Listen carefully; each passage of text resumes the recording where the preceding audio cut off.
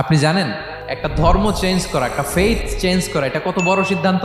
এই যে কিছুদিন আগে আমেরিকান এক পপ স্টার কালেমা পড়ছে না, বাপদাদার ধর্ম, বয়স 30-40, এতদিন যে ধর্ম মানলাম এটাকে চেঞ্জ করে নতুন ধর্মে কনভার্ট হয়, এটা কত বড় সিদ্ধান্ত। Could you imagine that?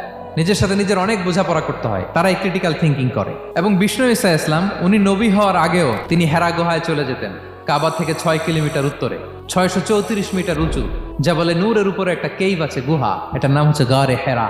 ওখানে বসে বসে তিনি এই চিন্তা করতেন। ওই নির্জন গুহার মধ্যে উনি যখন চিন্তায় মগ্ন ছিলেন, আল্লাহর সৃষ্টি শৈলী নিয়ে চিন্তা করতেন, ঠিক ওই মুহূর্তে, অন্তিম মুহূর্তে ওই মাহেন্দ্রক্ষণে নাজিল হয়েছে ইকরা বিসমি রাব্বিকাল্লাযী খালাক, read in the name of your lord who has created, পড়ো তোমার প্রভুর নামে যিনি তোমাকে সৃষ্টি করেছেন, শিক্ষা দিয়েছেন। তার মানে নবী হওয়ার আগে বিশ্বনবীর ইবাদত ছিল চিন্তার ইবাদত।